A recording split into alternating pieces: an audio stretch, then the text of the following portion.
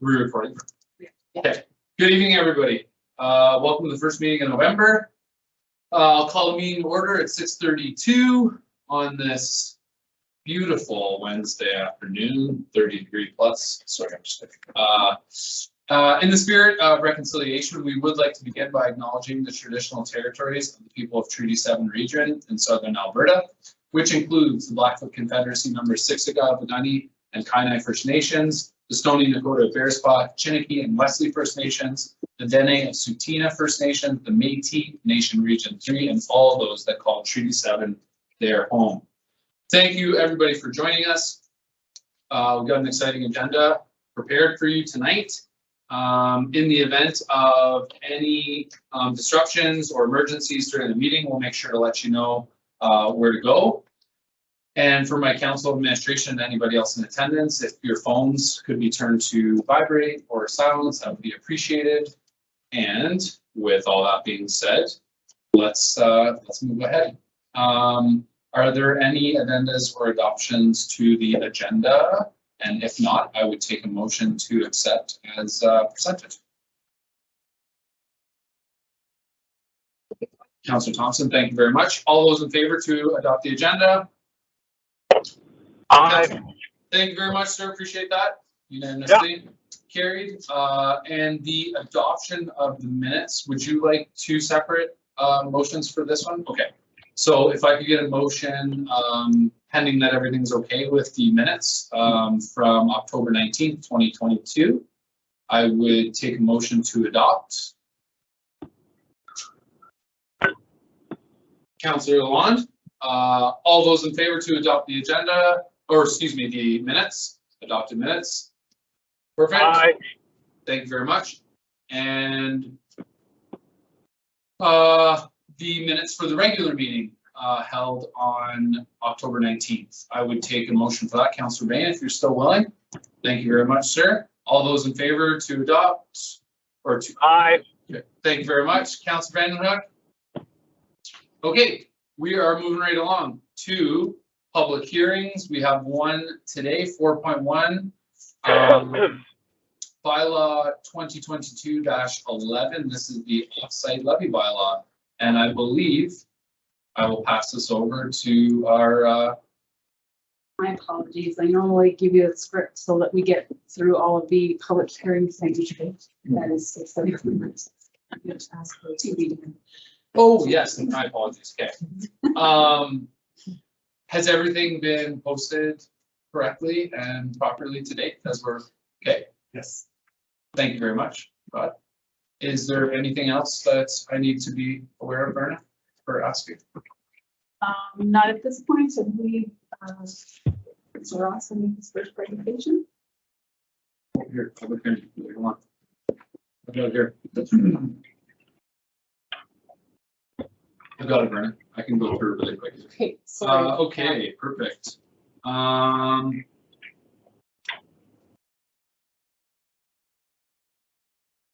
Okay, so I just asked if everything was advertised in accordance with the MGA. We got a yes on that one. Rod Ross, our planning officer, will then be asked to introduce the application, describing the area, its recent history, any technical matters or concerns, and the recommendation of the relevant development authority. Council could then put questions to the planning officer pertaining to the presentation. Yeah. Okay, wonderful. Okay, so I think we're okay with that. The floor is yours. Thank you, Mr. Mayor. So this is a non-statutory public hearing that's being held for the off-site levy bylaw. The first reading was given back on October 5th. We have Urban Systems here in attendance virtually to give an overview of the bylaw and the process that was followed in developing the bylaw and the rationale for projects that have been included and how the bylaw will be administered. So I'll turn it over to Chris Nelson, who's here on the line, and Megan David.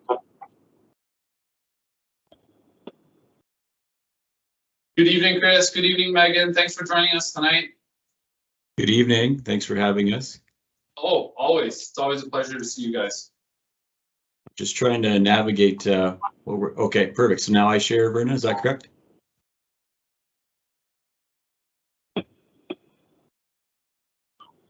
I'll see if this works here.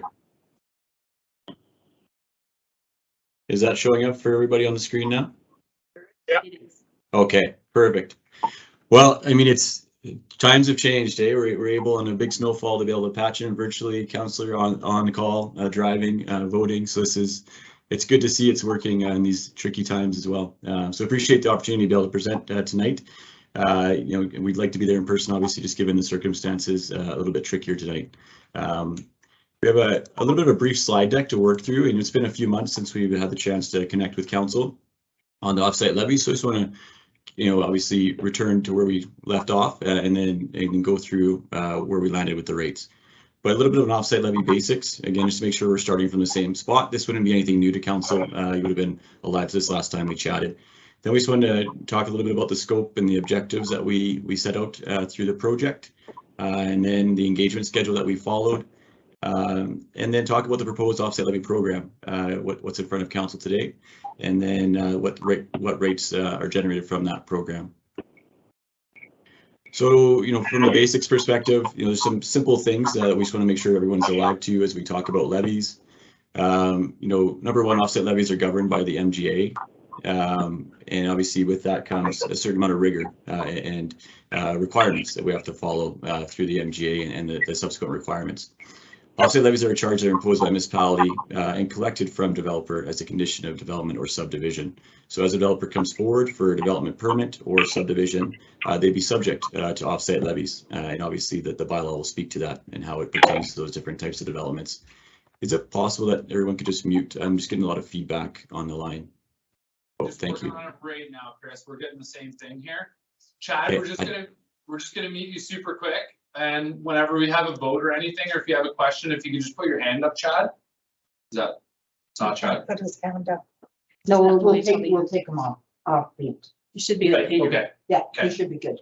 Okay, thank you for that. thanks, Chris. So offset levies are one tool to use to fund growth-related infrastructure. I think this is an important point. You know, obviously within the purview of offset levies, communities can bring in all kinds of types of infrastructure, but it's very important you go through a process and assess what infrastructure makes most sense for your community and obviously your abilities to move that forward as a community. And we'll talk about this a bit more as we get into it. Offsite levies are an effective tool for funds to be advanced, you know, major offsite infrastructure and to allocate those costs equitably across many developers. And this is obviously something that we see across Alberta and other jurisdictions as a tool that's utilized for some major piece of offsite infrastructure. Offsite levies need to be authorized by council in adoption by a bylaw, which obviously we're here tonight for that. And municipalities must assess the risks associated with including infrastructure with an offsite levy program. And I think this is a very relevant piece and point to remember as we talk about offsite levies, is that there is risks associated with advancing infrastructure, especially when you're taking on debt as a community and how that will be recovered over time. So, you know, assessing those risks and making sure it makes sense for your community is really important as you consider offsite levies. From an infrastructure perspective, the types of infrastructure today, the categories of infrastructure has expanded over the years. A number of years ago, the MGA was amended and community recreation, for example, fire halls, police stations and libraries and highway intersections were all included within the purview of offsite levies. That added to water, sanitary sewer, storm sewer, roads, and land required for all that infrastructure. It added to that suite of infrastructure that was previously allowed within the MGA. So now there's a wide variety of different types of infrastructure, both hard infrastructure and a little bit softer infrastructure that communities can consider for inclusion within their offsite levy bylaw. But again, similar to the points just spoke about previously, just because it's permissible in the MGA doesn't necessarily mean that they should be included in your offsite levy program. That's again a process communities need to go through to understand if it makes sense for them. And these are some of the key questions, when you're assessing that infrastructure that might make sense to be including that you want to be thinking about. So is the offsite levy the most appropriate tool for infrastructure being discussed? Who does the infrastructure benefit? Is it one development community? Is it multiple development communities? Does it benefit existing versus future growth as well? How much risk do the town bear in front-ending infrastructure costs? What's the level of certainty around recovery timing? Some pieces of infrastructure might take considerably longer to recover than others, and is that okay? Is the community able to wait 40 years to be recovered on certain piece of infrastructure? How much control over the infrastructure does the community want to have? For a water treatment plant upgrade or a wastewater treatment plant upgrade like the town of Black Diamond is doing now, you probably want some more control over the timing of that improvement and or the approach to how that improvement's occurring and the infrastructure, or the materials used, and et cetera. But for other things, perhaps you don't need that amount of control, and it can be left to others to advance. How does the current program align with your strategic priorities? Growth-related infrastructure is one piece for a community to consider, but there's so many other elements within the community that you need to be thinking about. So it's important, obviously, to think about that comprehensively as you're making these decisions. Can the town afford the program, accept the risk? Obviously, there's financial implications, especially if you're taking on debt, like I mentioned earlier, and are you okay with that in the recovery timing to receive that back? So that's always important to be thinking about, and not just within a 3 or 4 or 5 year window, but a 20-year window. What does that look like for the town on other elements that you need to be advancing that are beyond the offsite levy program? So for this program, the scope really was comprehensive, and we started looking at looking at the growth needs of the community. So what are the assumptions for the rate of growth, the pattern of growth, where's that growth going to land within the community? And then what's the associated infrastructure with that growth that's required? And that really is driving, obviously, infrastructure that would be considered for an offset levy program. Then we looked at updating the projects that were included in your current offset levy program. So some of those projects have been completed, and how is that? Are they to be carried forward and still collected for? Are they completed and paid for and now can be completely removed? And there's also, projects in the current bylaw that still need to be constructed. Are those still anticipated to be constructed so they could carry forward? And what does that look like?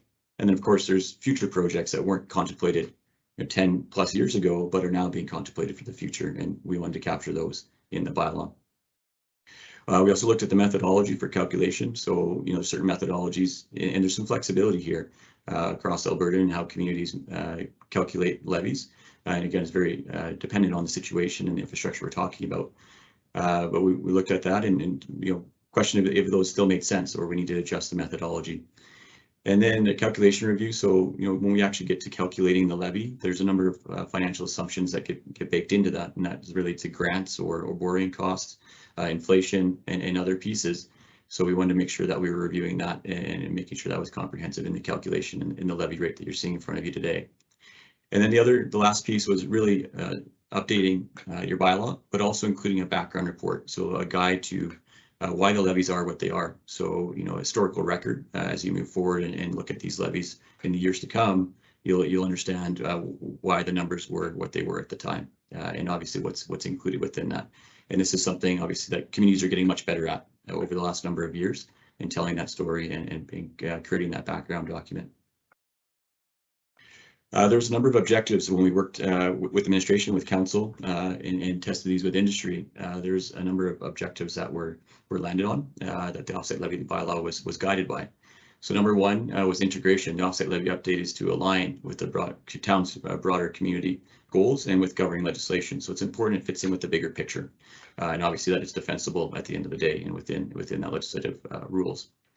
Financial sustainability and resiliency. The offset levy update minimizes the financial burden on municipality while stimulating sustainable long-term growth. So important to think about, how this, supports sustainable growth, but also the bigger financial picture for the community. And again, growth is only one portion of that from a community's perspective, and thinking how that fits within that overall picture.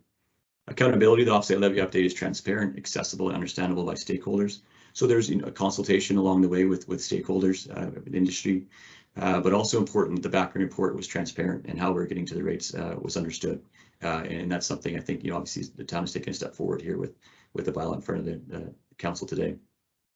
Fairness and equity. The offset levy update established a program that ensures those that benefit pay. So again, making sure our calculation methodology makes sense, and those that are benefiting from the infrastructure ultimately pay for the infrastructure as they develop out.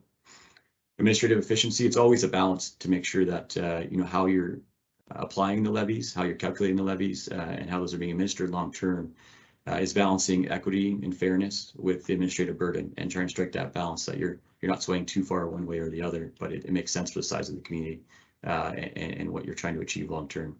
And then the last one, remaining competitive. This this not only is from a development perspective and making sure that your levies are competitive, with comparable communities, and I caution council on these that no two levy systems are the same, and it's hard to compare those as apples to apples. They tend to include different types of infrastructure and different approaches, but it's important to think about as you're doing these, and obviously a question we always get asked. And then the second piece on the competitiveness is, ultimately, if some of these costs aren't being paid for by growth, then they're being paid for by other parties, residents, businesses, et cetera, within the community. So it's important that we think about competitiveness not only from a development perspective, but also from a taxpayer perspective, ultimately long term. Engagement schedule. Starting earlier this year, there was a meeting with industry landowners, well attended first meeting. And it was really intended to be an introduction to the project in April. Similarly, we had a meeting with council to introduce the project to council. And then in May, we met again with council, and this was talking through the program. Now that we've had a chance to introduce offset levies, let's work through the program, what that could look like for the town of Black Diamond. Same time in May, we met with Turner Valley. They have a offset levy update ongoing. I believe it actually might be going to council today for final approval potentially. But they had a program ongoing, so we wanted to make sure that we were talking to one another and syncing up where possible from a program perspective. And then in June, obviously Black Diamond's council, but also Turner Valley's council, we all met for that purpose, to share the different programs and show where we're aligned and maybe where some discrepancies in the programs are. And again, that could be okay because two different communities coming together, but with two different programs. We had our second meeting in June with industry and landowners, and that was to review the program and what you're largely seeing in front of you today. And then in July and October, there were some individual meetings with industry and landowners as requested. So there was a couple of meetings that occurred across those months to talk through some particular items in the program. And then obviously October and November here, we're having the public hearing process and council approval process.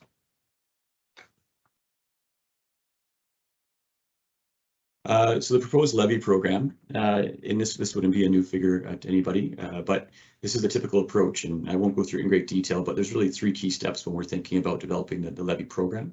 That's understanding the growth needs. So what is that rate of growth? Where's that growth going to land? What's the infrastructure required to support that? Then it's developing the levy program. So of all that infrastructure that's needed, which pieces of infrastructure fit within an offset levy program? That's really that philosophical customization of that program for your community. And again, that's where every community differs, and it really depends on where you're at as a community and what you're trying to achieve. And through that piece as well, you identify that infrastructure is going to be included in your program. You work through the allocation of benefit and how that is going to be charged across the community. And then the last piece, once you have the infrastructure identified, how it's going to be allocated, how it's going to be charged, you run the model and you figure out based on the financial inputs like interest costs and grants and inflation, etc., what that levy actually looks like. And then your charge structure is, is it going to be paid all at once, 50-50 over a year's period, etc. So that's kind of the last piece that you determine. So when we start with growth needs, there was a lot of work done, the joint growth study in 2016 that projected what the growth looks like, both for Turner Valley and Black Diamond. When we break that down for Black Diamond over the next 25 years, population coming to the town is thought to be around 2,200 people. When we equate that through on the densities that were proposed within the growth study, that's about 64 hectares of residential and about 10 hectares of non-residential land to support that growth. So in total, the next 25 years, you're looking at about 74 hectares of growth. Both the joint growth strategy as well as the annexation report that supported followed that work in understanding future annexation and the needs of the community. Not only spoke to the pattern, the rate of growth, but also spoke to the pattern and the sequence of growth and where that how that best occur based on your infrastructure and other factors. And as you can see on the screen, the two quarter sections on the east side of town were identified as the high growth areas. That'd be your, a projected pattern of growth and where that likely makes most sense from, broad strokes perspective. Like obviously there'll be other growth in the town, but from a new growth perspective for new areas, this was identified as those quarter sections. And you can see this little zoomed in picture here of the Kaiser area and area 2. And these are the areas that we're talking about. And when we think about those areas, that's just over 75 hectares of growth. And again, that encapsulates the 25-year projection of what's anticipated for a need for hectares. When we're thinking about the infrastructure that's needed to support that growth in those areas, so there's a number of studies that have been done over the years. So obviously there's the annexation, a land servicing study, there's storm infrastructure master drainage plan that was done in 2021. There's some pump station feasibility work that's been done, sanitary sewage collection work that's been done, as well as some transportation analysis. And this is with some of the Kaiser area structure plan, as well as beyond that work. So once you have your infrastructure identified of what's needed and what's going to be included in your program, like I said, then you go through an allocation of benefit process. So for this piece of infrastructure, if it's a water distribution line or if it's a sewer line, an intersection, what's the allocation of benefit? How is that benefiting existing residents versus future growth? And then it's once you understand how you could calculate that, if it's on population, if it's on area, liters per second, etc. Then it's really about how you're going to recover those costs over time. And there's really two pieces to this. Does this piece of infrastructure benefit the whole community? And in that case, it would be more of a town-wide approach. That's the application. If it's benefiting a certain area, perhaps like a sanitary sewer line, which we define catchment, maybe it's a site-specific levy then, and you're only charging that area for that specific levy. You also need to be thinking about how you're going to recover this over time. So is this a capacity-based calculation? For a pipe, that might be very straightforward, where you have so much capacity in that pipe, and it can take you, this will benefit 40 hectares, for example, and you can calculate it that way. Or is it over a certain period of time, like 20 years, for example?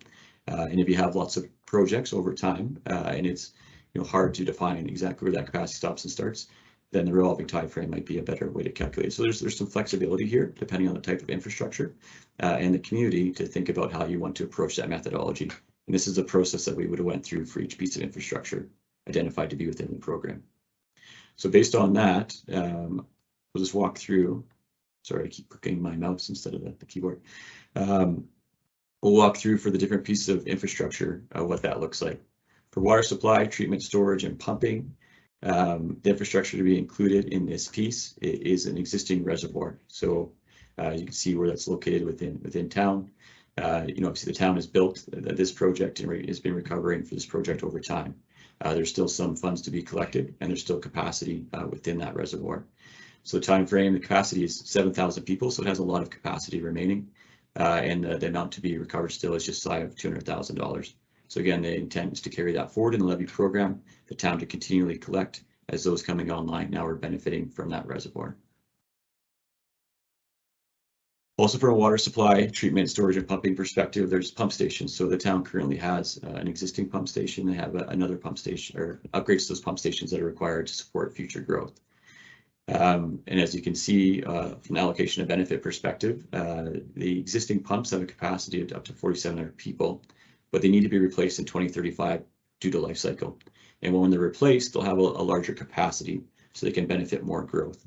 And the allocation of benefit here, based on the populations at the time of when those improvements are triggered, is a 64% benefit to existing residents and then 34% to future residents, or future growth, I should say. And that's good because of capacity calculation, anticipated recovery over the next 33 years. There is an existing fund balance of funds that have been collected for this infrastructure historically. So that's going to be carried forward. And then as the infrastructure is built and constructed, that will be recovered and drawn down from the existing fund balances. Water distribution. So this covers major offsite distribution mains. There's a number of pieces here that have been constructed, and most recently, in the 6th Street corridor, water distribution line that has created a significant amount of benefit to both existing and future development as it builds forward. So the improvements here are a revolving window. There's a number of projects that are anticipated currently, or that have been anticipated currently, and that will likely continue as you start to grow as a community. And that's going to be collected over the next 25 years. So the allocation of benefit is based on a population of today relative to what the population is projected to be over the next 25 years. And that works out to benefit to future growth is 46%. Existing residents would be 54%. Sewage treatment and disposal. So this would be contemplating the upgrades that are occurring right now at the West End Lagoon. This calculation was done in collaboration with Turner Valley, obviously partners in that piece of infrastructure. So this is showing up exact same in their bylaw. And this provides benefit to both future growth as it creates some additional capacity, but there's also compliance and condition improvements as you do these upgrades to that facility. So there's also benefit to existing residents. So that split is almost 50-50 between existing residents and future growth because of the population and the future capacity that facility provides. And the last one, sewage collection. This is broken up into 3 different catchments, and as you can see on the screen there, they're outlined in red. There's Kaiser North, Kaiser South, and then Area 2. The text that's on the figure there reflects how much flows are anticipated from those areas as they build out, and that was accounted for in the different infrastructure that's going to be required to support those areas. The infrastructure you're seeing here for sewage collection, there's a couple that are very local and they're going to be charged by areas because they provide servicing to those catchment areas that we showed on the previous screen. Whereas SE3, the top left corner there, that piece of infrastructure provides increased capacity to the entire system to get the sewage to the lagoon, and that provides benefit to the all growth in the future and would be charged in that respect. And the last one here, transportation. Proposed in the program is 2 highway intersection improvements, one at 3rd Street and Center Ave, and then the other on 6th Street and Center Ave. And these are seen as over a 25-year window. Again, anticipating that there will likely be in the future more improvements along the highway corridors and or as amalgamation update occurs. These intersection improvements, because of the type of corridor that we're talking about with the highway and these intersections, these provide benefit on a town-wide basis and are going to be applied or suggested to be applied as such. So with the infrastructure identified and allocation of benefit determined in a sense, and then also how you're going to be recovering, that is your levy program and the type of infrastructure moving forward or suggested moving forward. From a very simplistic perspective, the way that the calculation works, it's a cash flow model. So it's trying to make sure at the end of the day that the town is made whole for any kind of infrastructure you're advancing in advance, and or any fund balances that you collect that are positive and retaining until you're advancing infrastructure. So it accounts for all those pieces. So in basic terms, the offsite levy rate is determined based on you have a starting balance. So if perhaps you've collected some levies for a piece of infrastructure over time, and then you're advancing that infrastructure. So you have an expenditure come through, you advance that, you have expenditure come through, and then because you had a positive balance, you'd have some positive interest that are accumulated over time. As you advance the infrastructure, you might go into debt and you have some negative carrying costs accruing over time. So it counts for those pieces, and then it divides that by all the benefiting hectares over that area, depending if it's town-wide and or a specific area. And that's how you determine your levy rate. In very simple terms, you do that for every infrastructure category. So transportation, water, sewer, etc. And then the last piece in the levy calculation is the payment timing. So the current approach is right now the town of Black Diamond requires development to pay levies at the building permit stage. And there's a number of challenges with this. Obviously, from a cash flow perspective, that can take a long time as subdivisions build out and building permits come forward. It's very hard to predict also on an annual basis what that could look like, and very hard to administer overall and long term. So the proposed approach, it's consistent again with what Turner Valley was moving forward with, and part of that JFAC conversation, as well as previous conversations with the town of Turner Valley, is a two payment approach. So at endorsement of subdivision or release of a development permit, you'd be required to pay 50% of your levy. And then within 1 year of that endorsement and or release of that development permit, you'd pay the other 50%. So it's a 2-payment approach, which is pretty consistent in the region. A 2-payment / 3-payment approach is pretty common within the region. So I'd say this is much more consistent than what the current approach is, which is the building permit approach. So all that to say, we want to share the proposed levy rates, and again, caution as we go to the comparison slide. No communities are the same, and infrastructure within those communities are very different. So we need to keep that in mind when we flip to the next slide. Here you can see on the screen, the left-hand side is the infrastructure category. So this is the program piece that I just went through a minute ago in the resulting levy. And this is all per hectare, and this would be effective until the end of the year. And then an inflation piece would kick in. So within the bylaw in front of you, you'd see a table that shows over the next 4 years what that levy would look like as it increases year over year to try and account for inflation.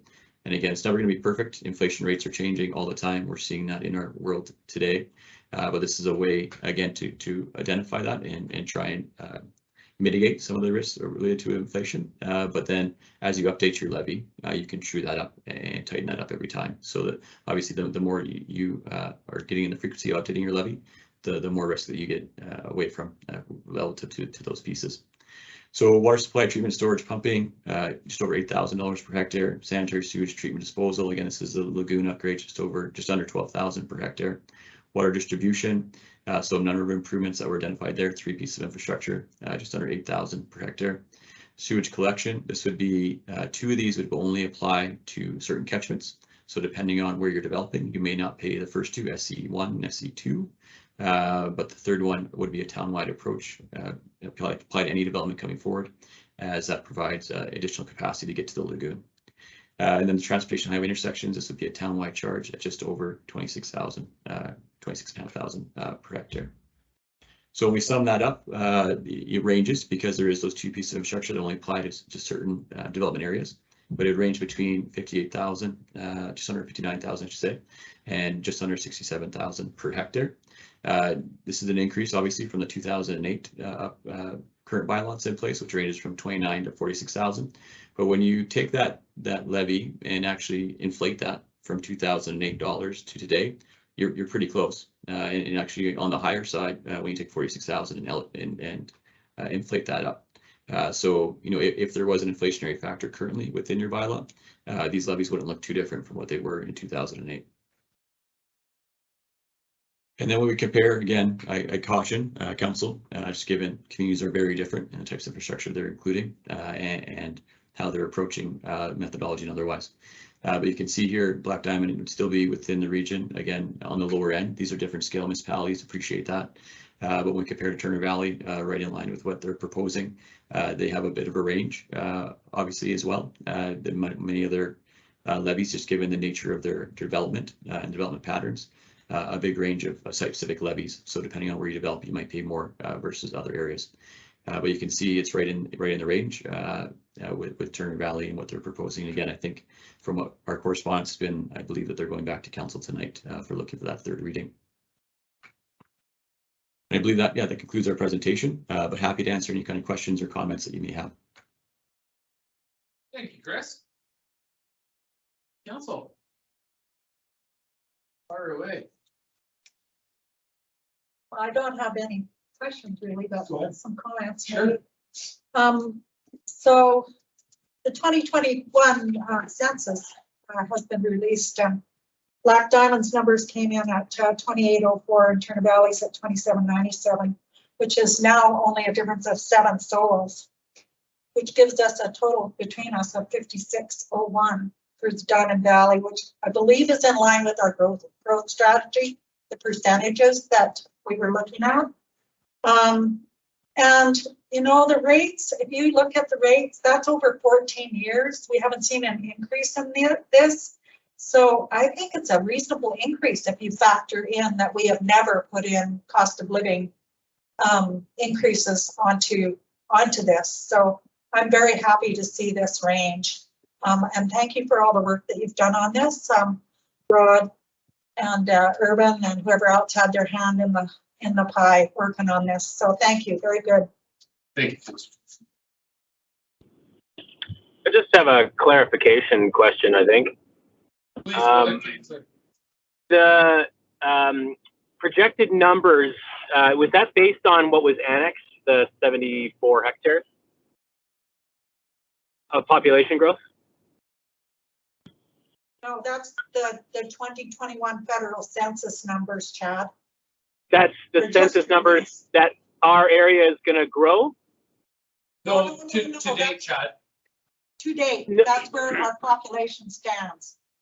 No, but they talk about a 25-year growth period being roughly 2,100 people. Am I correct or am I wrong? No, You're correct. Okay, so where are those numbers coming from, I'm asking? Charlene, That- CAO Brown's going to go ahead with that, Chad.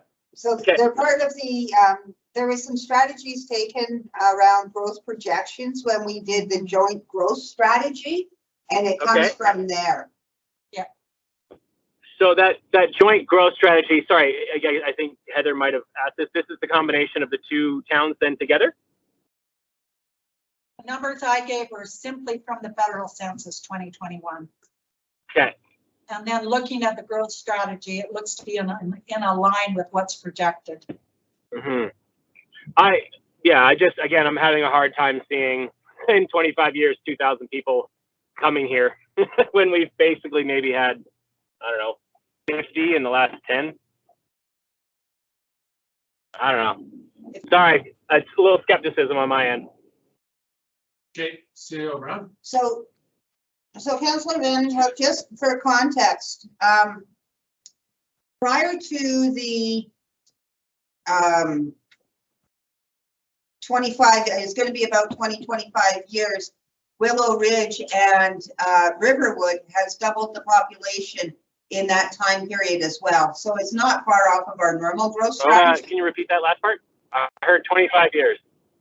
Yeah, so Willow Ridge and Riverwood are under the same growth projections, and it took them 25 years, 20 to 25 years for build out. And it doubled our population at that point in time as well. So the growth projections, although they may seem skeptical to you, 2.5% is normally what we grow on an annual basis. So yeah, roughly 75 people a year. You're better than math than me on the spot, Sure. Councillor Van Hook. Yeah, 2.5 on 3,000 people, it's like 75. Probably more close to 60 based on population. Anyway, it doesn't matter. Okay. If Are I you could speak through chair. satisfied with that, Councillor Van Hook? Yeah, that clears up. Thank you. Okay, awesome. Thank you. Council, any further questions, comments? Councillor Thompson? Directed to Rod. Do we get any letters in opposition or anything to, I recognize that it's non-staff, but do we get anything from any residents or developers or anything in writing regarding this bylaw? No, we haven't had any formal. Oh, great, thank you. submissions. Thank you. Okay.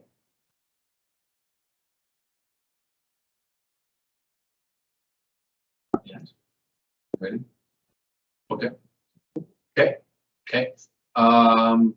Seeing no other questions, a big thank you from myself on behalf of council, both you and Chris, Megan, excuse me, Rod, Denise, for all the work that you guys have been putting into this. Urban, you guys have been wonderful since the last election, and you've been a real pleasure to work with.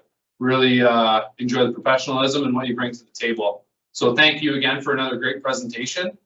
And I'll leave it at that. I think I read through everything, and it looks like we don't have anything in writing opposed or any late submissions. Are there any? I guess we're the applicants. We don't have any closing remarks. So I think is everybody satisfied with that? We can wrap this up then. You satisfied, Rob? Okay. Okay. Thank you, Chris, Megan. Appreciate your time as always. Thank you, council. Have a good evening. Thank you. Thank you. Okay. Okay. Yeah, I just want to make sure that. Yeah. Okay. All right. So we'll get right back on track here with question period. So I will open up question period at 7:11. And haven't we received any questions from, no, nothing formally? Okay. Is there anybody on, I guess we have to receive those formally. No one registered. Okay, okay.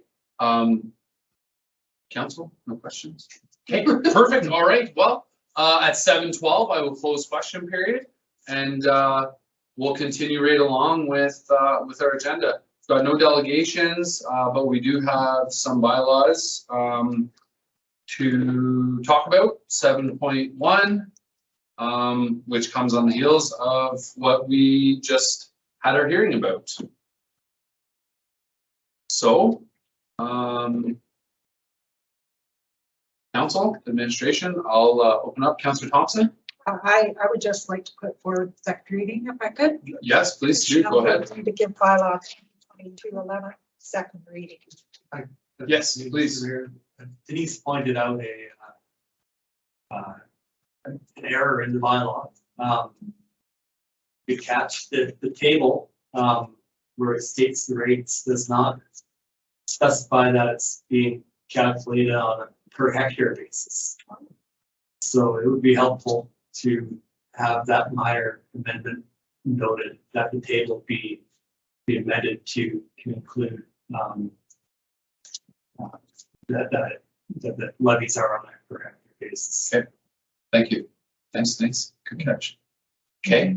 Are we okay to do that right now as amended? I just include that on second reading. I Can I think not? you can. Would we consider that to be a minor amendment? Sure. Yeah. Okay, okay. Yeah. So second reading, Second reading As- as amended to include hectares in the table. Schedule B, the offsite levy rates table.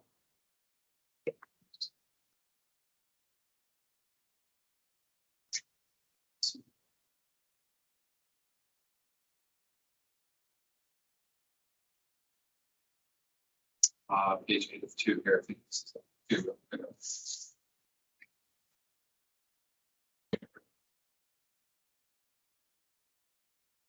And in the report which is attached is included. It does say that, perfect, In the report. which is a part of the bylaw. We just need the table.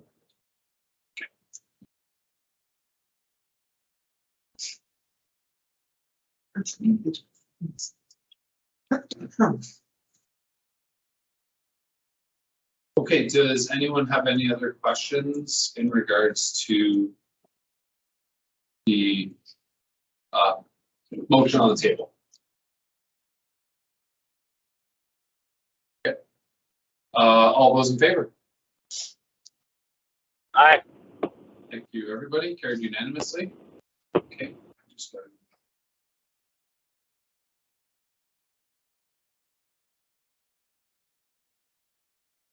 Okay.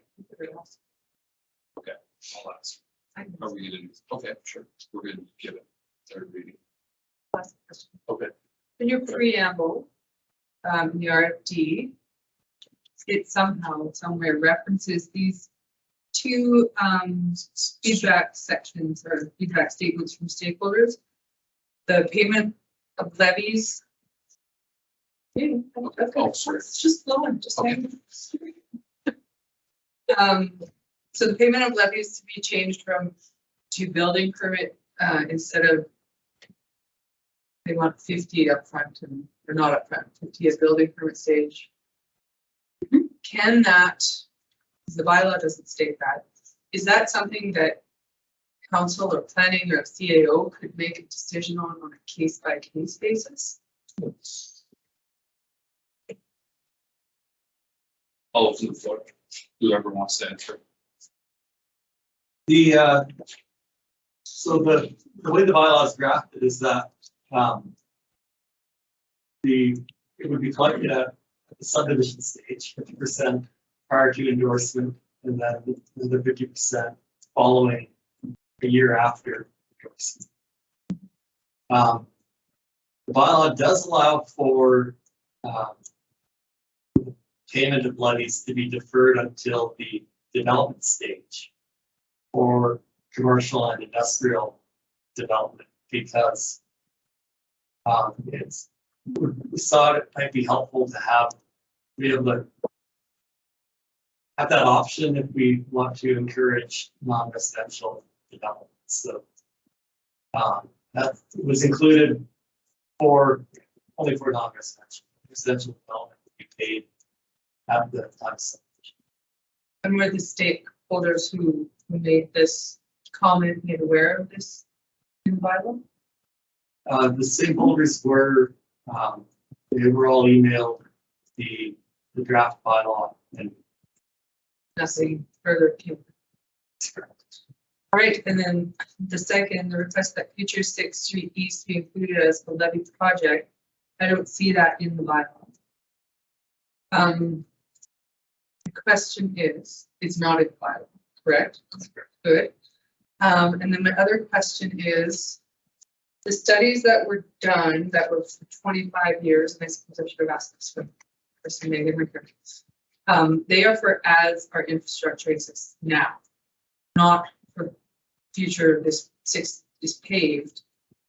That will speed up the requirement for improvements of the 3rd and 6th intersection, correct? sorry, I'm not sure I understand the question. So in the report, it says infrastructure improvements are required at 3rd Street and 6th Street within 25 years. So should this paving of 6th Street East occur prior to this 25-year projected mark, that would speed up the necessity of improving those 2 intersections. Yes. Right? That's great. Awesome. Okay, council, further questions? If not, I would take number 2, I'd take the 3rd reading.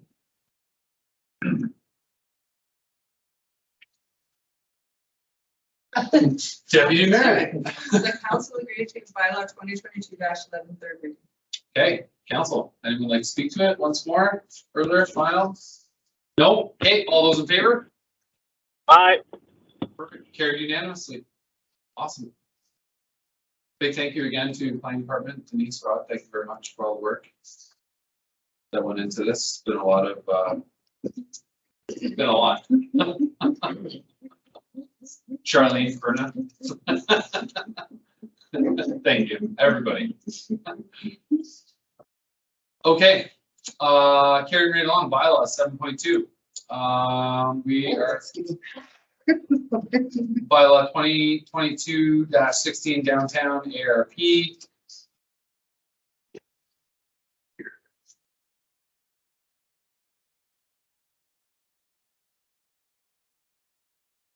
Okay, well, it's all there for you, council. I'm not sure if the administration wants to speak to it or if anyone else would like to. Councilor Bain. Got a question about, we pass this or do first reading, the draft area redevelopment plan. Is that something that should be amended? I found errors in fact and errors in spelling grammar in it. So can we make an amendment to their submission? It's yours. Okay. So for process, if council was interested in giving this first reading and then send those to us and we can fix it. Thank you, Sarah. Thank you, Councilor Bain, good question. Okay.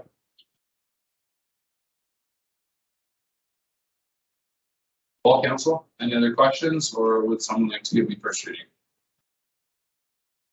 Councilor Lalonde. Please. First of all, I'd like to tip my hat and say thank you to the Development Office, Administration, Urban Again. This was a long-term project. I have a lot of input from the public as well. I do like the way that it's been structured, that it has a lot of temporary aspects to it, trying different things. And what's most important is that the town has worked well with Alberta Transportation to get on the same page so both avenues are benefited from it, rather than butting heads the way municipalities have in the past. My highway, your town, blah, blah, blah, my rules. You guys have done an excellent job in keeping communication open and working with them, and for that you should be saluted. I thank you very much. And on that note, I'd like to give a recommendation to council agreeing to bylaw 2022-16 its first reading. Thank you, Councilor Lalonde. Well said. Any other question, or excuse me, any comments to? No? Do I make? No. Not yet. After. Yeah. Yeah. Okay, no questions, comments? All those in favor? Aye. Okay, carried unanimously. Thank you again. Okay. And I would take a second motion, if someone would like to give it to me or speak to anything else. Councilor Long. I'm going to ask that council agree to hold a public hearing for the bylaw 2022-16 on December 1st, 2022. And prior to that, ask that if council has any concerns or amendments they wish to make, have them forwarded to administration prior to that date. Okay, thank you, Councilor Long. Councilor Bain, is that? Sure. Perfect, okay. Deputy Mayor? Oh, Yeah, I also have the same question. December 1st. First is a first. Yeah, you're doing special. Move it at the regular meeting on Great. 7, so, okay. Yeah, I make a friendly amendment to the motions. Please do. Happily. Done. So that'll be the following week, right? It'll be a But on the Wednesday. One on Wednesday. Yeah. Right, yes, that's okay, perfect, great. The first thing like, feels so wrong to me. I don't have that calendar in my head. Okay, would anyone like to speak to the motion on the table? Okay, all those in favor to, vote as amended? Aye. You just No, agreed to call. the public hearing. That's all you're doing. Oh, Voting to for the agree to public the public hearing, hearing. excuse me. That's all you're doing. Friendly amendment. With the friendly Hold on a amendment. second. Okay, excuse me. Motion on the floor, the public hearing with the friendly amendment. Yeah. All those in favor? Aye. Thank you very much for the corrections. Carried unanimously. Wonderful. Okay. Bylaw 2022-17. Thank you, Denise, Thanks, Ron. and thank you, Rod, as well. Can't say it any better than Daryl did, so I won't. Bylaw 2022-17, the emergency management bylaw. Again, council, everything's there for you, and by the sounds of things, we're in good shape. Okay. Well, Councilor Long. Before we get into the second, third, I have a concern. Okay. And it's in the background information with the changes that declare a state of local emergency. The DEM cannot get a quorum of council. The mayor or deputy mayor or any two members of council may declare a sole. My concern with that is the lack of people. We've learned over the last 2 years with flexibility governments have given us with virtual, with phone calls. I don't see why there's no reason why you could not get a quorum. I don't like the idea of one person having the authority to jump the gun if necessary to call that sole. I like the checks and balances. I think a minimum, a quorum of 4 in this case, should be the minimum. Councilor Bain. I have the same concern. It states if for whatever reason a quorum can't be established. I'm not worried about a current mayor or deputy mayor, but in the future, a mayor can simply decide for whatever reason to declare a sole. There's no check, no balance. I'm very concerned about that particular paragraphs. Deputy Mayor. I don't disagree. I hate souls. But what was the reasoning behind that? That's the clause.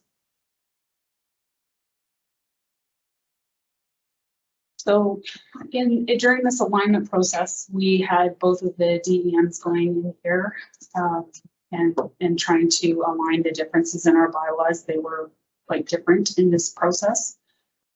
We did get a legal opinion on this, and it's the wording that we swapped to and arrived at here was approved by Casual Legal.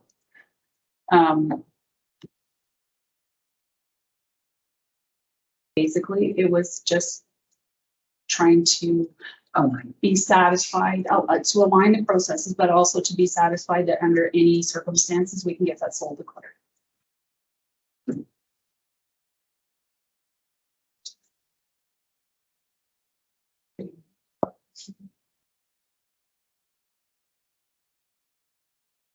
Six, two, and Councilor Long.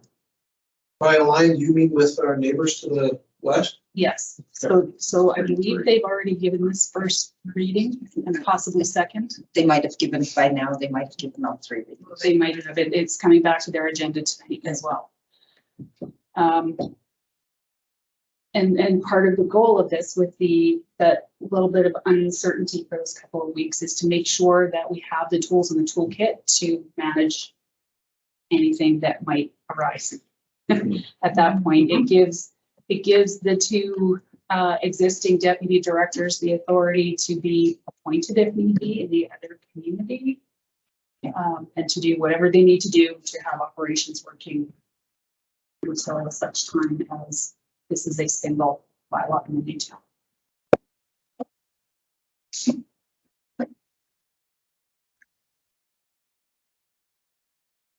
I have another question, comment. The second whereas in the bylaw. Council of the Town of Black Diamond deems it desirable to pass a bylaw to therefore. Yeah. I think, are we missing something there?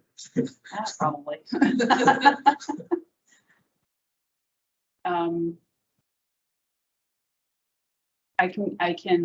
We can bring that one back. You don't have to give it all 3 readings tonight. Yeah. Clearly, we're not going to.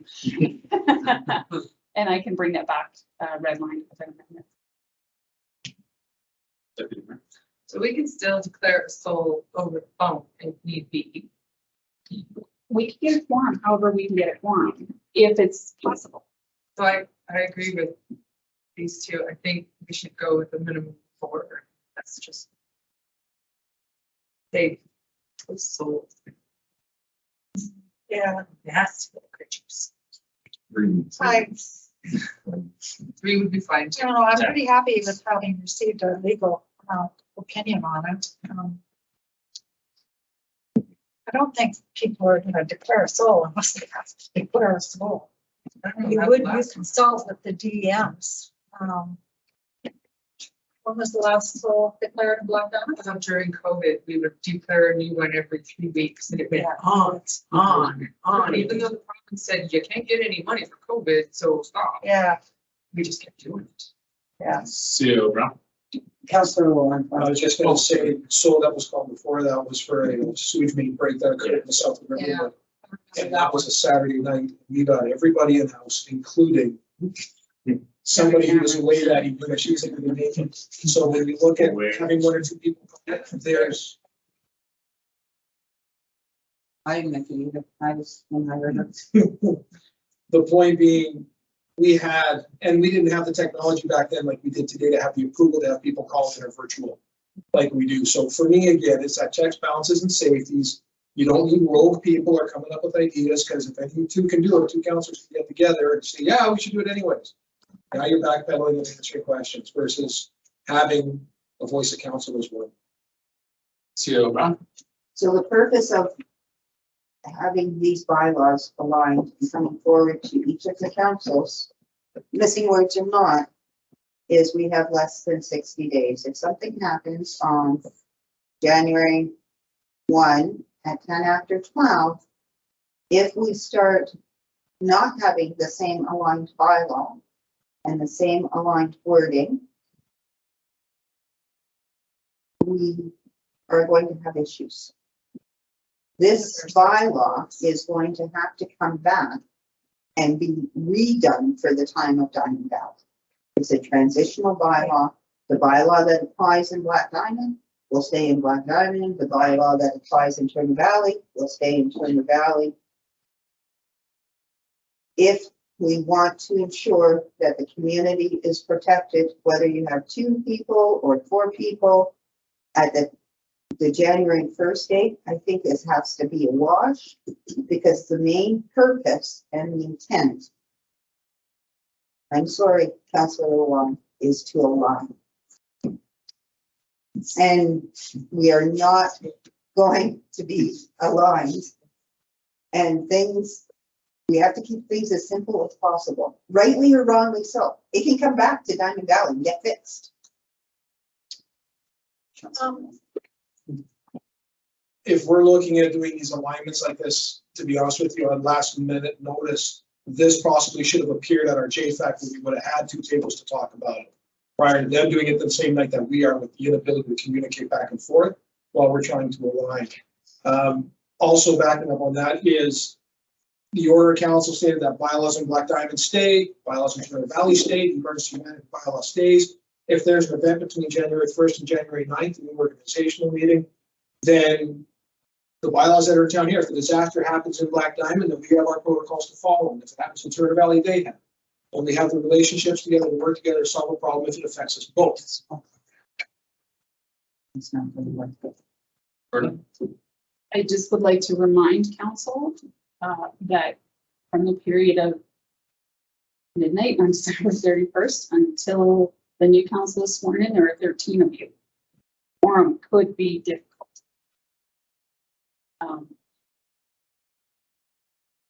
And I agree with CEO Brown that you could do what you need to do immediately to make this flow.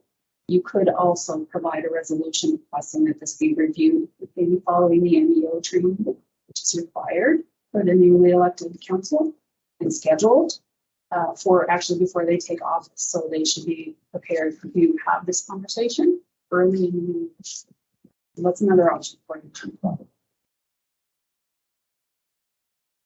Councilor Raymond? Aligning bylaws for the sake of aligning them, whether they're right or wrong, is not the way to go. If there is a flaw in this bylaw, it should be handled rather than simply say, oh, we're just going to align. And that sounds rather flippant. I understand what administration is trying to do, but I don't like the way that this has been worded. Okay, fair enough. Councilor Thompson? Question through the CAO to Vernon, if I could. Vernon,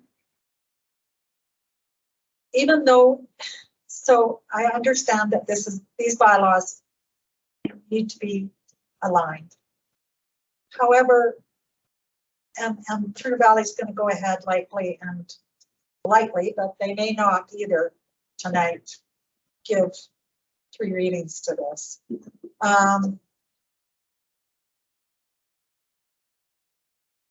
If we give it first reading as amended, just to address the number of people that can approve a SOL, is that a big deal? If indeed we're going to have to bring them together into one bylaw for the new community, do you think that that's a big deal? It's just the numbers that Daryl and Ted are uncomfortable with the SOL. It's 2 different processes. So could we give it first reading as amended? Do that change and do the quick little amendment to the first of it? Or give it first reading and ask them then to amend it? I don't know. Like we have a JFAC next week, don't we? Yes. Yes. So, Yeah, sorry. CEO Brown? so if council was interested in an alternative option, Yeah. give it first reading. Yeah. We'll fix up the piece and then put it on the JFAC agenda. Yeah, the whereas, yeah. I'll just bring that back rather than. And then at least we could take it immediately to second and third readings for the second meeting in November. Yep. And then that would make Daryl and Ted more comfortable with putting this forward. I don't think that it would be. Yeah. At least then, if we're going into the alignment, even if Turner Valley did give it third and final reading this evening, at least going into the alignment, Black Diamond's got it there to refer to for the new council. Councilor Long? So seeing as Turner Valley's already given it first and second reading, tonight would be their third reading if they do pass it. If we put it on JFAC next week, they're not going to make changes to it. They're not gonna rescind it to That's the what I'm same saying, bylaws. that's what I'm saying, doesn't And- matter. It doesn't matter, and then here we are, we're 2 weeks behind and we're put behind the 8 ball, being forced to comply without a discussion on an issue such as great as an emergency management bylaw. I feel like we've been shortchanged on this. We didn't get a chance to come to the table. And that's my honest opinion, but frustrating. Deputy Mayor. So when we make our motion, we cannot appoint a deputy mayor as a council on this, to this committee. Because the mayor is the chair, and if the mayor is unavailable, the deputy mayor has to go in their stead. But then you won't have quorum if the deputy mayor is also a member of the committee. Or you won't have your 3 people. And also, I think we should just put it on the JPAC agenda. Yeah, See where, how they, I'd like to see it go to JPAC, just so that, I mean, if it's that kind of a change, it doesn't really matter if Turner Valley is given a third and final reading. If we make that minor change to it here on our bylaw, and then when it comes time to physically put them together, at least it's noted in our bylaw what we kind of looked at and decided on. For institutional memory, Sorry. Yeah. Just so that we can explain to JPAC why we only give it first reading and we go forward with second reading and why. And then I don't think it'll matter that much if they're not exactly the same right now, because it's going to be rewritten early in the new year. And then we can discuss that all over again. The new council can, not we, I shouldn't say that, I may not be here. The new council can discuss that. if you're not, better make sure you're in the audience. Well, and that's a good thing of it, it's a good thing to maybe have that in the bylaw, our bylaw, so that minor difference is that, well, it's not a minor difference, sorry, Daryl. And it's that difference is there so that the new council of the day can discuss the difference and why it's there. It's, am I? Yep. Kind of, I'm with you. I don't know that it's. So we go to JPAC, we talk, give a first reading, we talk about it and just advise them that this is what we want to do. And that there is going to be that difference because we weren't comfortable with that.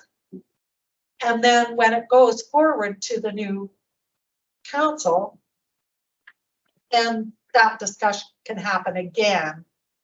And the reason for the difference will be noted. Okay, Berna? Charlene? See you, Brent. That will be great. It will make the point.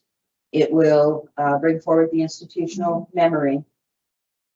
There is a risk, and my job is to advise of the risk. Yep. If something happens, the processes between the 2 municipalities will be different. You will have 13 people making, if something happens. Well, And it's a very small risk to it is. make a point, and I understand. But I am bringing up the fact that if something did happen, and wherever jurisdiction it happened in, the process will be different for that, for the 13 of you and or the new governing body until the bylaw is actually put together. Right. So you will have one organization, 2 sets of processes for For- calling. Yeah, 2 weeks, the first part of January. yeah, and the risk is very small. Like, it is very small. Yeah, But if something does happen, then Yeah. that's where. it understanding comes. that risk. You have to understand the risk of what you're doing. Councilor Monk. I appreciate the understanding of the risk, but I also have faith in those that do their jobs exceptionally well to mitigate the verbiage of what happens on paper to what they have the ability to do in the field to keep the community safe. Yeah. We've worked well before in the past when disasters have hit, and we've run 2 different bylaws at those times. So that window of potential disaster, I have faith that the boots on the ground will do what is needed to protect our community when the new council can revisit this with our selection of safe forwards and quorum. Councilor Bain. And I would suggest that if there's any guilt to be associated with anything that does happen, it does not lie with Black Diamond, because we chose to do it one way and Turner Valley chose to do it without consulting us. So let's not say that it's all our fault and that we are taking the risk.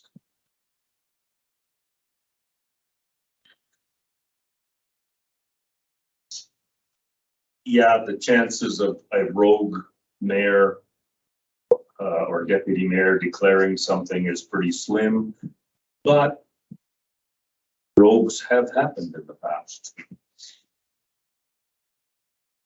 Councillor Long. I've said my piece.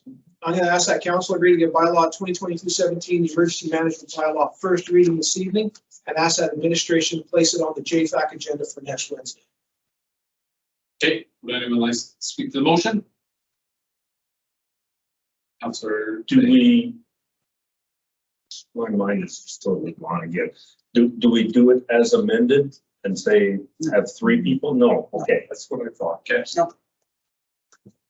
It's first reading, that's it, Yeah, thank you, okay, and then ask for it to be on the JFAC agenda for. Yeah. thank you. okay, council. All those in favor? Aye. Thanks, Councillor Vandenhoek. Thanks, everybody else. Okay, so in order, so are we stopping there then? Okay, all right, okay. Oh, okay, perfect. Okay, thanks, everybody. Let's keep going. Bylaw 2022-15, to amend bylaw 2022-07, the tax rates bylaw. Everything's right there. We talked a lot about taxes this year. And they'll be going down until, well, depending on how we vote, but it's been proposed that they go down to 12%. That's the, What? Did I say that wrong? Yes, sorry, the penalty, excuse me. Yeah, the penalty for not paying your taxes on time. My apologies. That's what I was alluding to, said when you're talking about it. So just so said that if you appeal last. don't pay, there is a savings. There is, Yes. yes, but it's not retroactive. No. That's right. Councillor Bain, I can give you first reading if you would. I would love that. Well, I don't know about this love stuff. The council agreed to give bylaw 2022-15 to amend the 2022 tax rates bylaw, first reading. And I have no further comment. Thank you. Thank you, Councillor Bain. Would anyone like to speak to the motion? Okay, all those in favor? Aye. Thank you very much. Carried unanimously, and Deputy Mayor? Second motion. Okay, That council agrees to give bylaw 2022-15 second reading. thank you kindly. Would anyone like to speak to the motion? Okay, all those in favor? Aye. Carried unanimously, and Councillor Bain?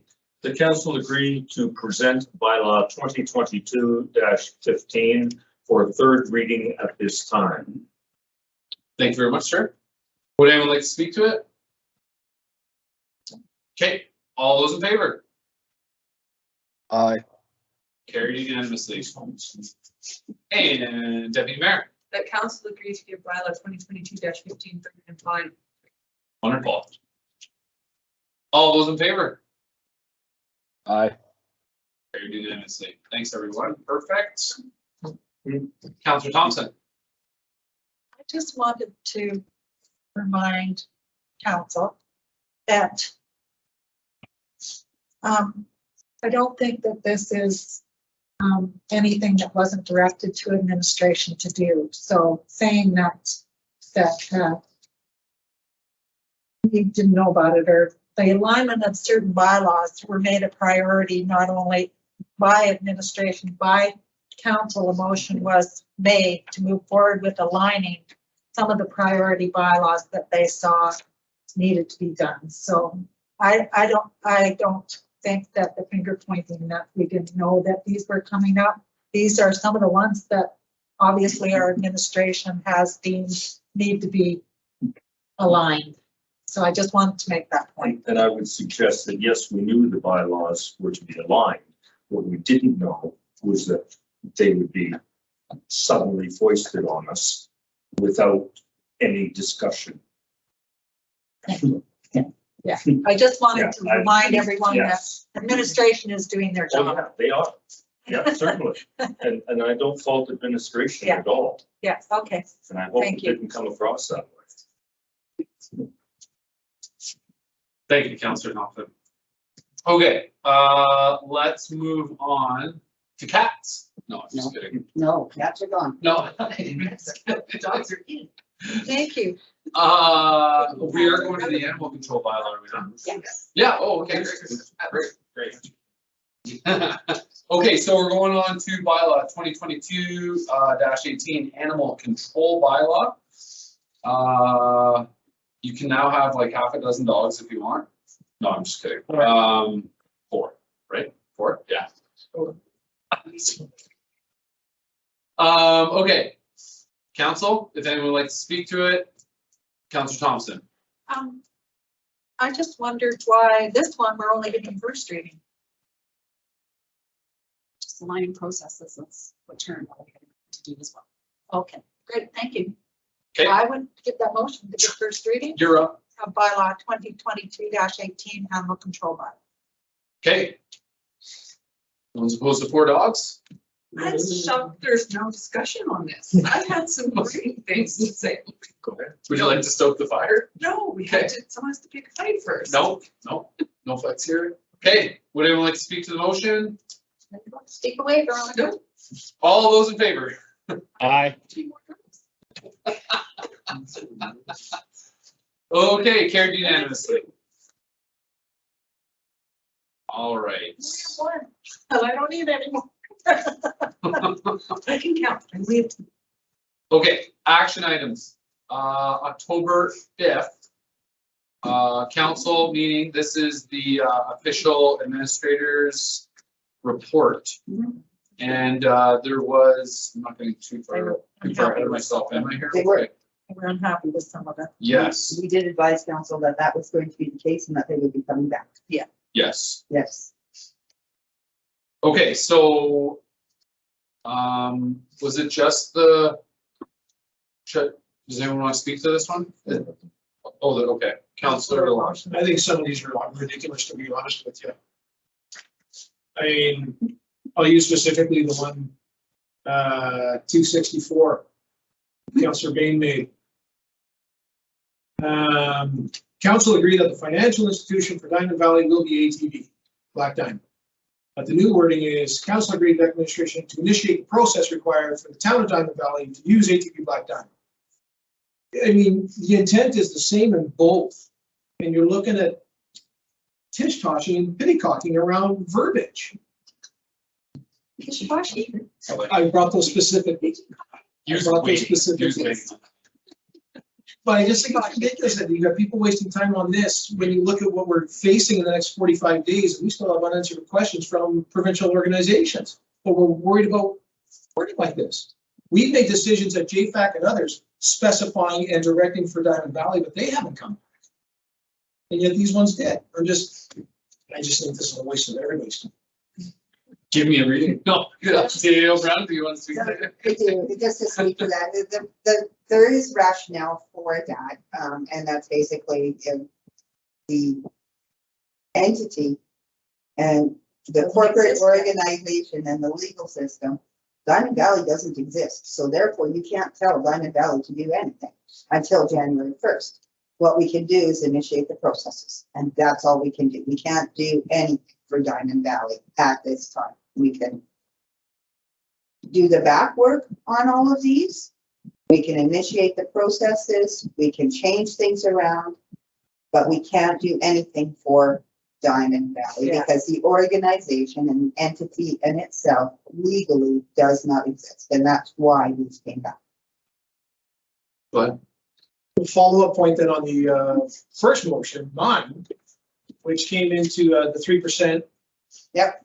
Where I specified interim capital budget for Diamond Valley, and it was declined. Yep. So the new one says council agreed to recommendation administrative 3% increase operating and capital budget as the guidelines for 2023 interim operating budget and 2023 capital budget. For who?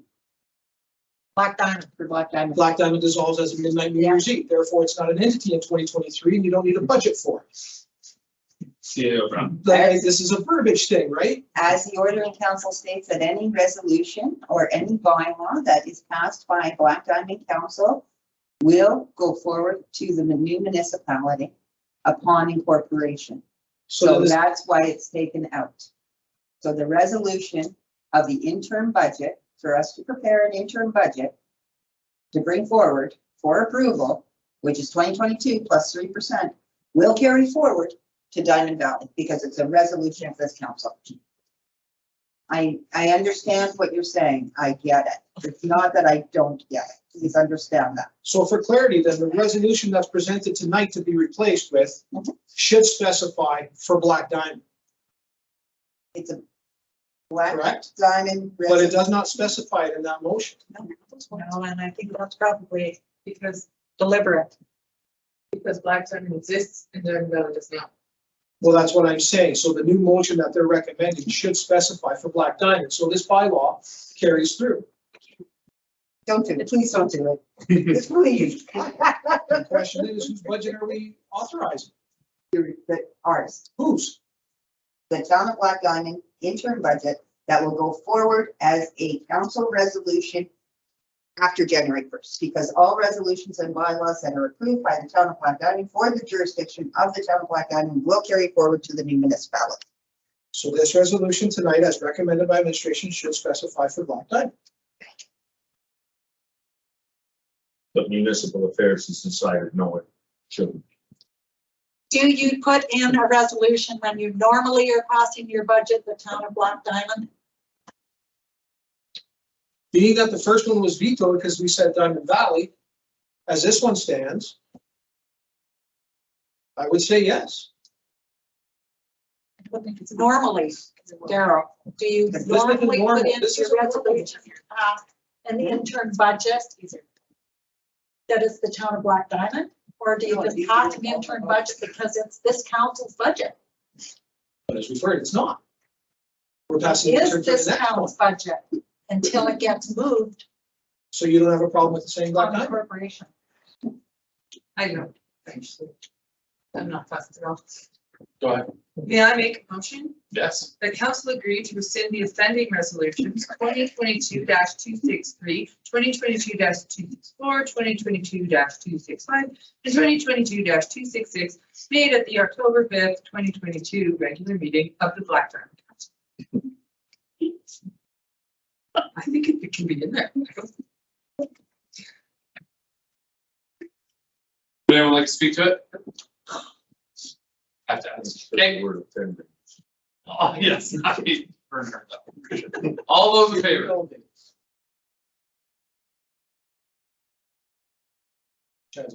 Councilor Van Hook, you still with us? I'm trying to answer. What did he say? What's he do? He's got his hand up. We,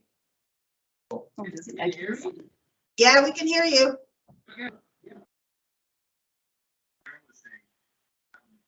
Just before this motion, how You're does cut. Councilor Van Hook, we can't hear you clearly.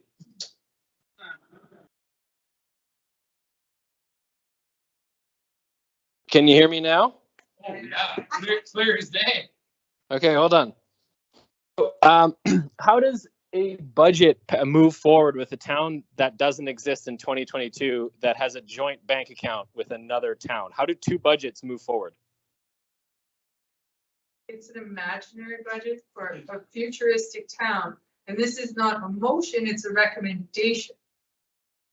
But Oh, it's with, a motion. no, because she dissolved those, or yeah, she disallowed those motions to move forward. But again, back to Daryl's point, how does a budget move forward when you have two accounts that come from this, or two towns technically, let's say January 2nd, nothing's changed, and you're pulling from the same account, but now you're doing it for two separate towns. How does that work? Perhaps we can go ahead with this motion and request clarification from municipal affairs. Ask them if what they told us to do was right. I think that Charlene provided clarification from the municipal affairs. Which is that any resolution that this council makes will move forward into the new community upon incorporation.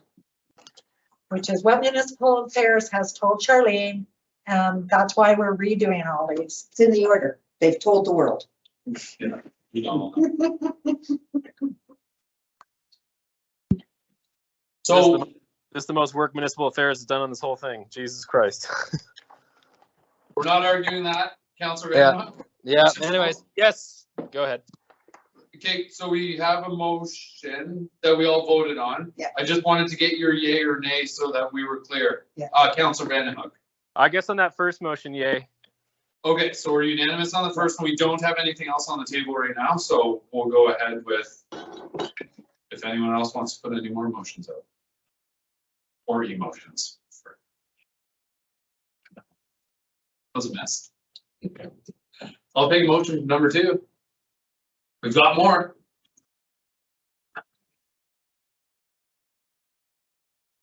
Daryl, put it ahead with Black Diamond in there. I wouldn't want to offend anybody. Well, just throw it out there. Probably not. All right, so I have a question about this one, the way it's worded. We are, the administration is recommending a 3% increase. Council is not. Okay, sure. I will make this motion. The council agreed to accept the recommendation by administration for a 3% increase to the 2022 operating budget and the 2022 capital budget as the guidelines for the 2023 interim operating budget and the 2023 capital budget. Okay. Would anyone like to speak to the motion? I just have a question for clarity. This is the motion that Ted and I, or Councillor Bain, voted against. This is just worded differently now? Okay, all right, just need clarity on that. Okay, no one else likes to speak to it? All those in favor? Aye.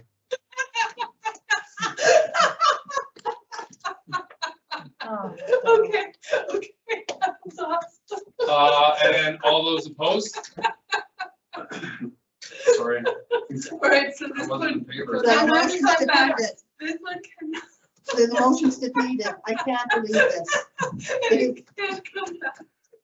Who voted against it? Councillor Bain, myself, and Councillor Alon.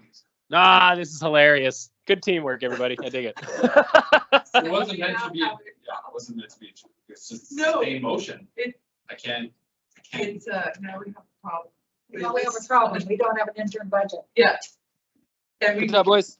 how does that work? Because I made the motion, I can. It's 6 months, you have to wait 6 months if it's due. No, What you guys have to decide, we have to, by law, pass an interim budget. We need to know, because of the weird constraints of this year, we need to know sooner than the end of December, which is normally when we bring this forward to you guys. So what will it take to get a motion passed? Understanding that this is the motion and the percentage increase already passed across the board. Deputy Mayor. I can try again. Okay, well, let's have a chat first here. How about a 2.9? Who's going for 2.9? It's I the think number. for clarity purposes with last instance, only those who voted against the motion have the ability to return. Yeah, To return the same. Yeah. You can ask to reconsider the same motion. But if you're changing a percentage or some other thing that makes it a different motion, you're making a new motion. Which anybody could do. Yes. Okay, thank you. Okay, I Councillor would Bain. agree to 1.5 or 2%. What would the okay, I would.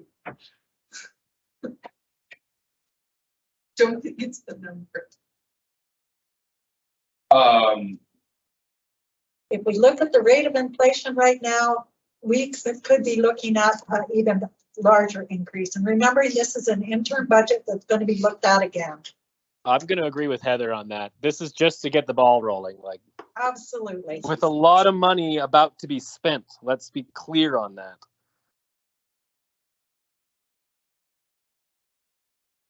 What would you guys be okay with doing as a proposed budget?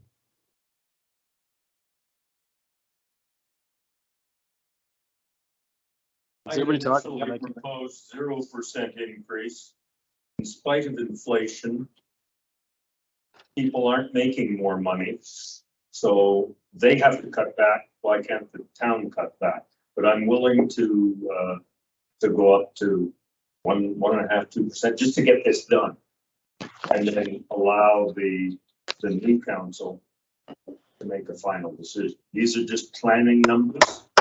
Nope, sorry guys. They can be chopped by the new council.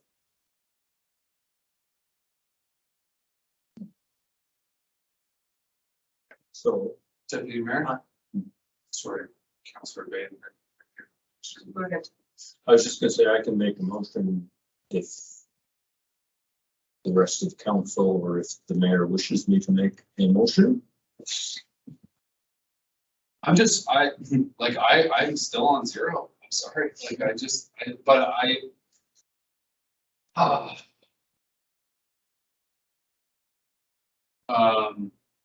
But I mean, for the sake of getting this through, I mean, where do you stand, Councillor Owen?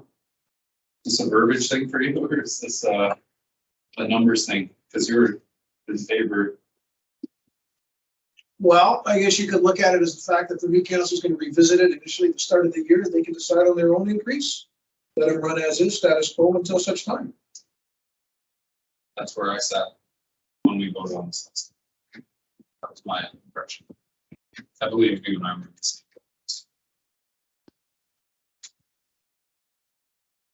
You don't want to end up with these under defeat motions, so you need to come up with a figure other than 3%. You can at least get 4 of the school rules. Is 3 really the sticking point? Is that what we're arguing about? I'm not adding the town of Black Diamond to this end of this motion? I'm only concerned. I'm concerned about any increase because I think that we're going into a rough patch next year. We've tried 0% increases and they just don't work. You cannot pay people 0% year over year as pay increase and expect them to stay. It just doesn't work. I mean, the price of gas alone. We're not saying. I'm saying, could you not cut services and still pay people stuff? Exactly. I'm not saying not pay people. This is That was only never going to my be 4 intention. for 60 days.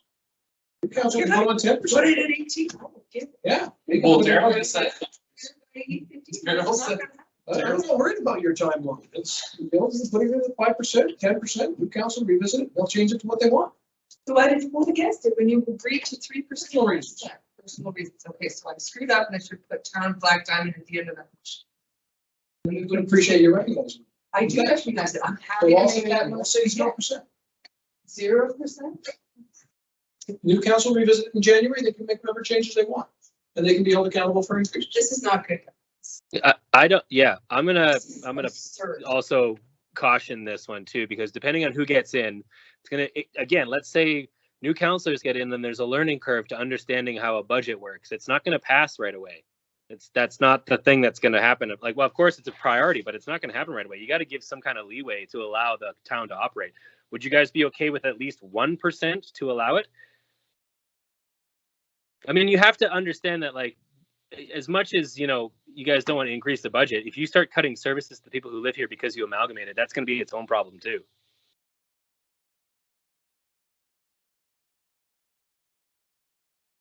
So can we still do the 3% and add Diamond Valley or Black Diamond? Or what was them? Are you a hard 0 now, Councilor Long? Yeah. Okay. This is really bad. So That's why we have. Well, I'm not. I'm not in favor of a hard 0. Nor I'm am I. not either. So we're back to So- 3 and 3. So we're back to 3 and 3, So so we're it'll gonna get be for quite some defeated. time. So can we find a middle ground here? I'm comfortable with 1%. If you guys can just come up a notch, like we're coming down too. I'm Just, not comfortable with 1% either, Chad. well, you I got to think understand I that think 3 I agree people are with your against it. So how are you going to move forward with going? Like, what Yeah. kind of Well, what kind of agreement are you going to make with the 3 people who said 0? I know. Well, you initially said 2%. I'd be all right with that. I would love the 3% too. I mean, at the end of the day, if they want 2%, I'll take whatever it gets to get the administration moving at anything but 0%. Okay. I'll do two. The council agreed to accept the recommendation. Wrong. The council agreed to, how do we word this? To a 3% increase. To a 2% increase to the 2022 operating budget and 2022 capital budget as the guidelines for the 2023 interim operating budget and 2023 interim capital budget For the town of Black Diamond.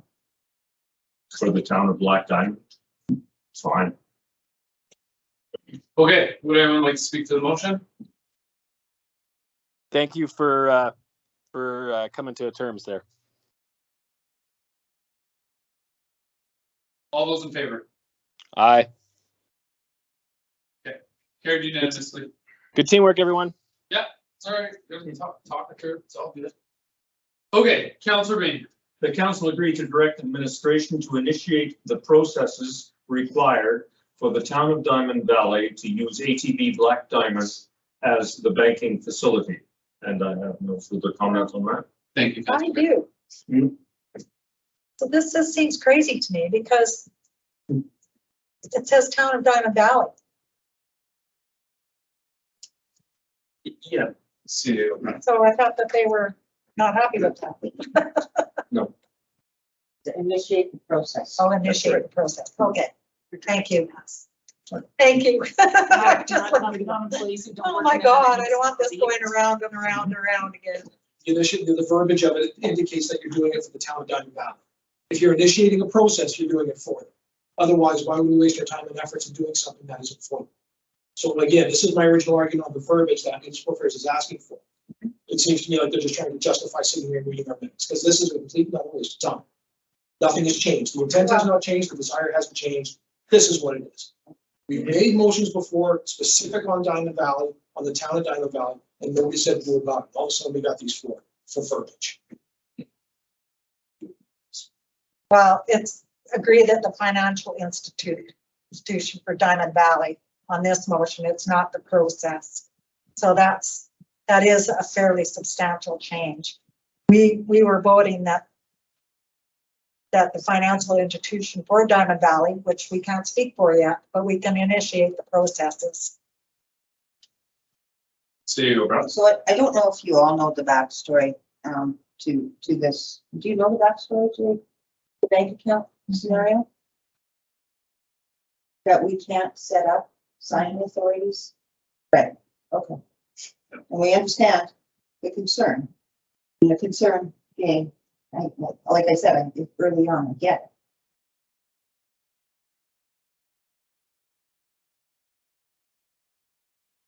But this is the way it needs to be. so technically we can't spend, the town of Diamond Valley cannot sign any checks or spend any money until the signing authorities have been sorted out sometime 3 weeks into January. Well, we're hoping that's not the case because, you know, at the end of the day, there will be payments that need to be rendered within that first 3 weeks. Yep. And so there's been a lot of work and a lot of workarounds from the administration going through what we need to do for process. And ATV better toe the line. Okay, all those in favor? Aye. Carried unanimously. Okay, someone give me the 4. I can give you that. The council Thank you. agreed that Sean Patience, CAO of Turner Valley, and Corinne Middleton, Manager of Finance and Corporate Services for the town of Turner Valley, be added as additional town of Black Diamond ATV signing authorities. Thank you, Councillor Thompson. Anyone like to speak to it? I just have a quick question. Please. Was anybody added from our team over to the Turner Valley Signing Authority? Do you open up? No, because the main bank account for Diamond Valley, which was what I was asking around the backstory, Black Diamond will be the account holder and Turner Valley accounts will be moved into Black Diamond's accounts. Okay, so they're just gonna get a rename essentially. Correct. Yeah, okay, makes sense. All those in favor? Aye. Carried unanimously. All right, we are through. Councillor Bain. Did Turner Valley pass identical motions on their 5th of October regular meeting of council, and were they also rejected? The banking ones were. Their banking ones were, yeah. Okay. Who? If I can finish the other motions, they didn't have for the town of Diamond Valley in their motions, so their motions were accepted. Our motions had for Diamond Valley, and that's why they were rejected.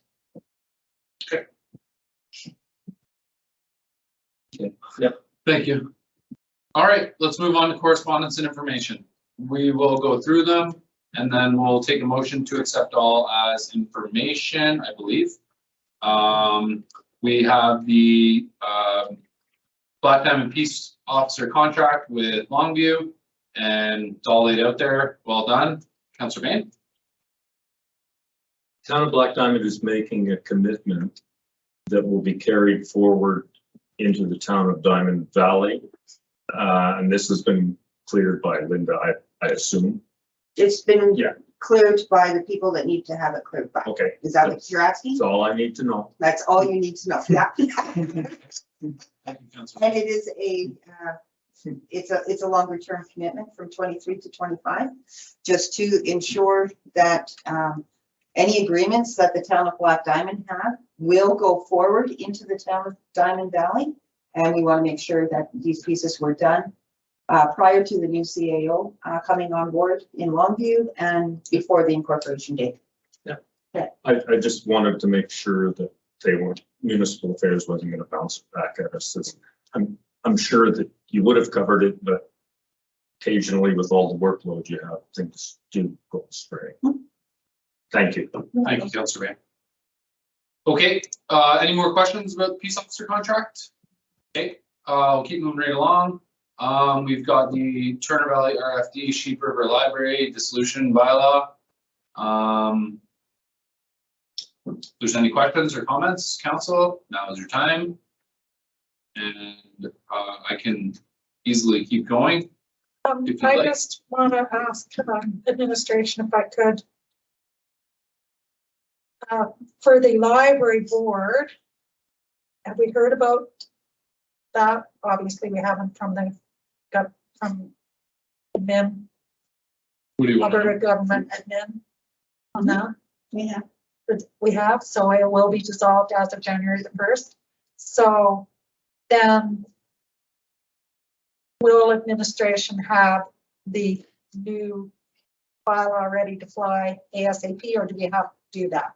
So, They're going to be doing a ministerial order and they will carry it forward up until, probably 60, 90 days out and giving people time. Perfect. Yeah. So the library board there won't be any interruption of service. No. That was my only concern. Thank you very much, Shirley. Welcome. okay. Fortis franchise presentation. I'll see you. I have a couple things that I'd asked for this to go forward onto the agenda. I do have a couple things I'd like to bring to council's attention. And it is, Fortis does a really good job. They look after our streetlights and, we've done things like this. But the piece that I want to take a look at is around basically our usage. Now, as we know, the price of electricity is going to be going up. We've added a number of streetlights over the last few years for compliance and pieces like that. I can't remember what page it was on. You're just going to have to scroll till I find it. Yeah, the consumption. So the historical 15. Consumption rate.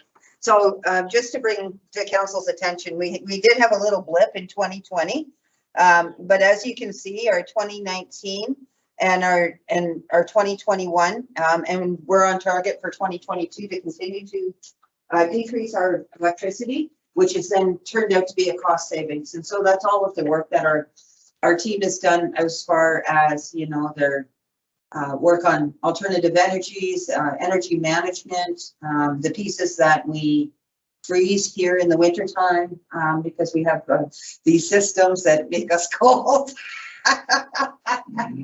But it ends up to be a cost savings for the town. So I just wanted to make sure the council was aware of that. And so there's been a significant amount of work that's done to be able to make that happen. Thank you. Okay, great. Questions about that, council? Okay, the Winter Wonderland, as it is now called. Do we call it last year? I don't know what we call it. Yeah, I don't think we call it Winter Wonderland. Anyways, It's called it's all right. Lions Park Yeah. outdoor skating rink and light display. It Um, was wonderful. They put a name to it. It was beautiful last year. yeah, it was. They did a lot of work and it really brought the attention to passersby. The light display. I thought it was wonderful. Okay, so that's there. And last but not least, 36th annual High River Santa Claus Parade. I think we- Oh, Thank you. sorry, the request, yes. Support. Yeah, to put, you want to put a motion on? Yeah, I'd love to.